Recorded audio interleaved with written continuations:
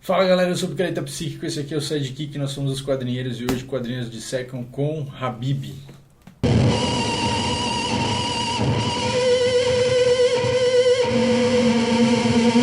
Bom, aqui no Quadrinhos Dissecam a gente fala muito de super-heróis e tal, a gente já saiu um pouco do tema também, e hoje a gente vai sair de novo, quer dizer, Habib é uma obra... É uma literatura em quadrinhos, praticamente.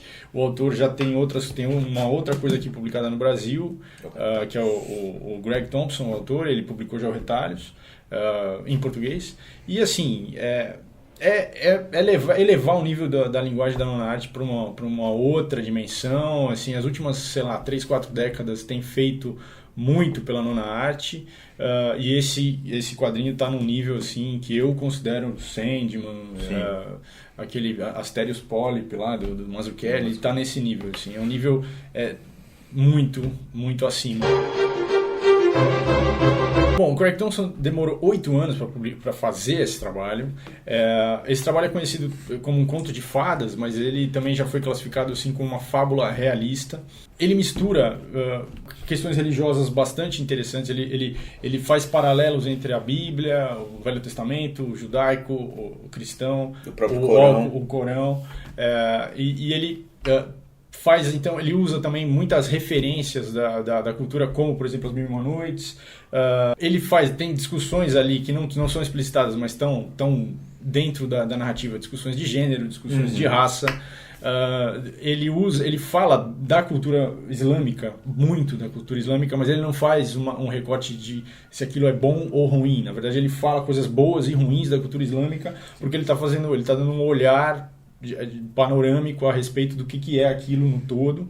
É interessante porque ele várias vezes vai fazer essa opção de mostrar como a Bíblia e o Corão dizem a mesma coisa, só que um opta por um jeito de contar isso, o outro pelo outro.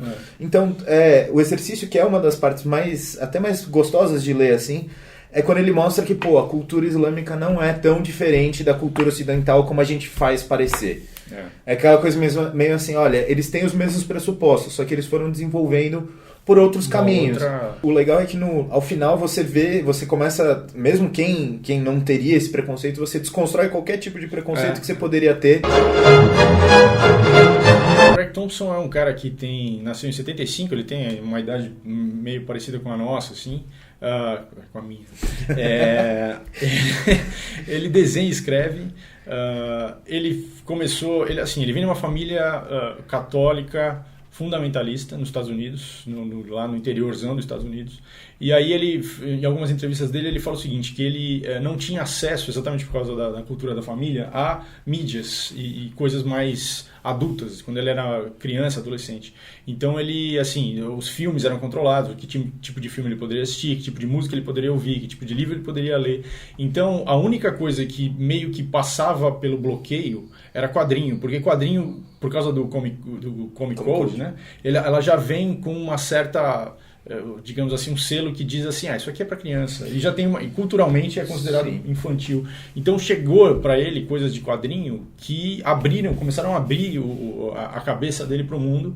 E aí ele e o irmão dele começaram a produzir também quadrinho. E aí quando ele estava no colegial, ele realmente já estava envolvido com isso. Então, você falar que um cara nos Estados Unidos é fundamentalista porque ele tem um controle sobre a sua vida em todos os âmbitos muito grande, assim, desde alimentação até o que ele lê, o que ele assiste. E essa abertura com quadrinhos é realmente essa portinha para o cara poder conhecer todo se você quiser conhecer mais a história dele, a história biográfica dele, leia o Retalhos. O Retalhos é uma autobiografia, ele conta ali cenas, né, da infância e da adolescência dele, da repressão sexual principalmente, porque ele está ali, na adolescência ele está ali com uma namorada, ele tem uma culpa muito grande de querer levar a menina para cama e tal. Então, assim, vale a pena ler. É interessante também porque a estrutura do roteiro dessa história do Retalhos também é muito próxima da estrutura do Habib. Ele fica o tempo todo pontuando tempos diferentes, a infância e a adolescência no Retalhos, e aparentemente isso não tem uma ligação, mas quando ele finaliza, ele amarra tudo e aquilo faz sentido naquela sequência que ele colocou. Então ele é um escritor hábil, né? Então vale a pena realmente conhecer. É interessante que um cara que tenha vivido sob essa cultura fundamentalista e tão fechada, tenha uma visão tão ampla. Como é é que esse cara desenha desse jeito? Ele segura a caneta meio Totalmente torto, assim, e ele desenha muito, assim, é impressionante. E se você abre qualquer página, por exemplo, do Habib, o nível de detalhe das coisas que ele faz, aí é que você vai entender esse comentário do porquê que é tão impressionante, o nível do que o cara chega, assim. O traço dele é muito parecido com o do Will Eisner. Isso. É muito parecido. A questão da luz e sombra, o posicionamento do enquadramento, ele bebe muito nessa fonte. E, assim, esse trabalho especificamente do Habib é muito detalhado. Ele fez uma pesquisa muito profunda. Toda a coisa dos arabescos e aquele clima né, que remete a essa coisa do Islã, ele colocou ali muito bem. Inclusive, a própria edição ela tem toda uma programação visual, né, um direcionamento à capa, as páginas iniciais. É tudo muito pensado, muito detalhado, muito bonito. E o desenho é absolutamente fundamental para a história. Porque ele vai trabalhar muito no desenho, ele vai trabalhar muito com a grafia das letras, das palavras em árabe, e isso tem uma relação muito importante com o desenrolar da história, e ele vai mostrando essa importância que tem a grafia para a cultura árabe, e ele vai carregando os desenhos dessa grafia. Então, todas as curvas e traços que ele faz remetem muito à caligrafia árabe. Né? Como tem um dos capítulos em si, ele recebe o nome de Mão de Fátima. Ele é um símbolo que ele significa proteção, ele está sempre muito ligado às grandes matriarcas desses povos e tal. Então, é Mão de Miriam para os judeus, é Mão de Fátima para os egípcios, e para o Corão é o Ramsa para alguns outros povos árabes.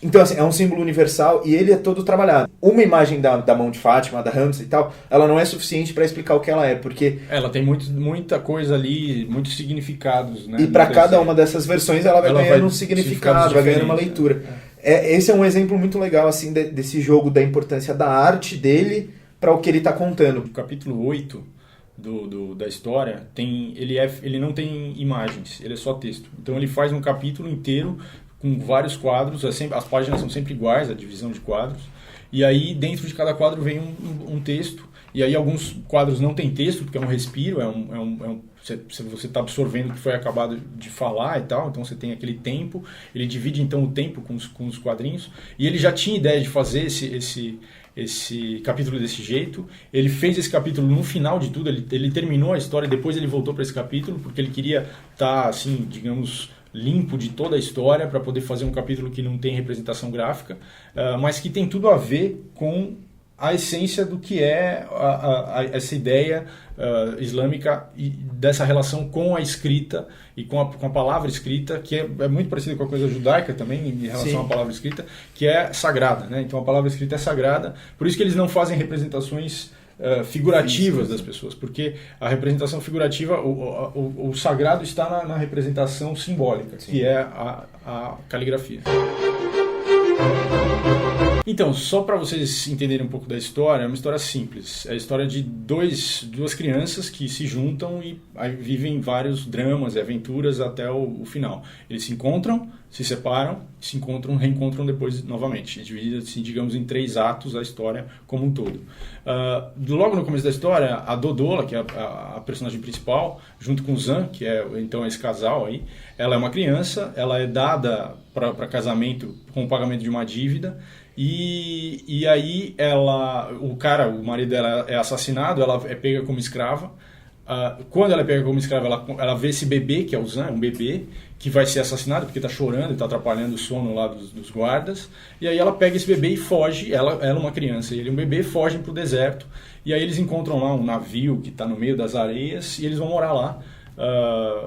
Para se refugiar dos caras que estavam tentando escravizar eles. Claro que ele vai entrecortando isso com capítulos mostrando o futuro dela, quer dizer, ela já mais velha, sem o Zan, e aí você vai entender que vai ter essa separação, não é uma coisa tão estanque e linear assim, ele vai cruzando, ele vai cortando.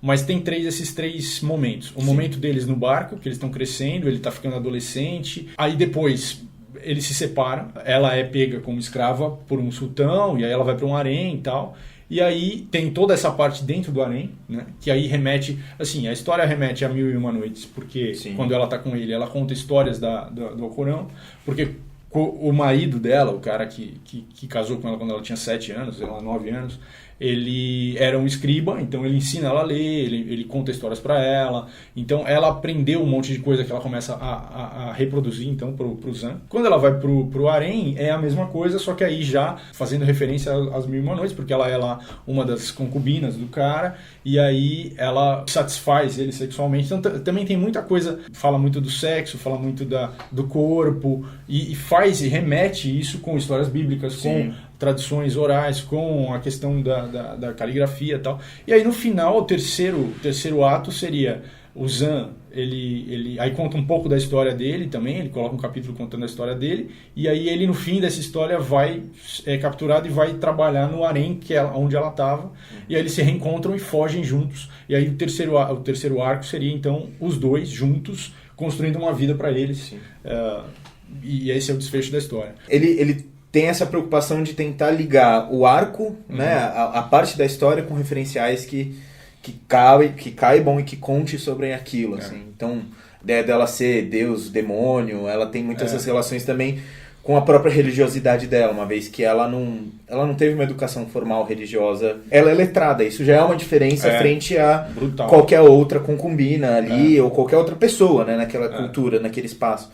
E aí tem uma hora que ela pode entrar numa biblioteca, e aí ela pega e compara o Aristóteles com alguns pensadores das culturas árabes. Então, poxa... É muito interessante. Né, aí ela vai mostrar como, olha, esse cara, o Aristóteles estava falando isso, tantos anos antes o fulano na cultura árabe estava falando isso. Então essas relações também contribuem para essa própria construção dos afastamentos e aproximações entre ela e o Zan.